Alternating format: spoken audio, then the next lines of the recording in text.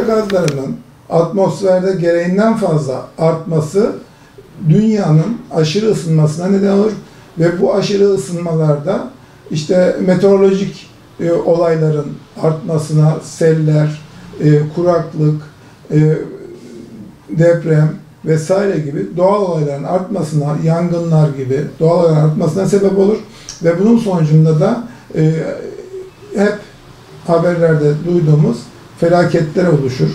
Özellikle bu olayların oluşmasındaki, sera gazının artmasındaki en büyük etmen fosil yakıtlar.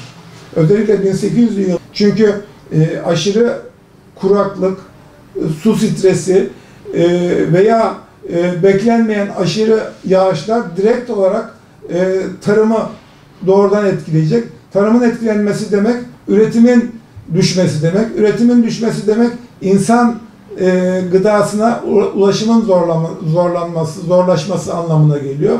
Bu nedenle insan yaşamının, canlı yaşamının sürdürülebilmesi adına bizim mutlak surette tedbirleri, az önce saydığımız tedbirleri alıp ve bunu sıkı şekilde uygulamamız gerekiyor.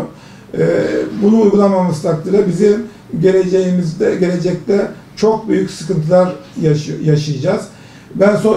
Bu zaten bütün bu felaketlerin temelinde işte iklim değişiklikleri ve ısınma, dünya yüzeyinin gereğinden fazla ısınması yatıyor. Bu da doğal felaketlerin oluşmasına yol açıyor ve işte bu doğal felaketler kuraklık, sel, deprem, işte su baskınları, fırtına, tsunami hepsi birbirini tetikleyen etmen olarak karşımıza çıkıyor ve her geçen gün yaşam, canlı yaşamı gittikçe zorlaşıyor.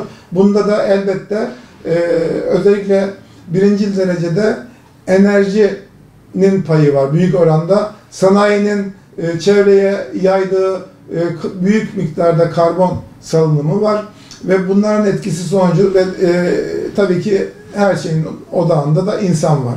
İnsan faktörü ne yazık ki dünyayı yaşanılmaz bir hale getirmeye başladı.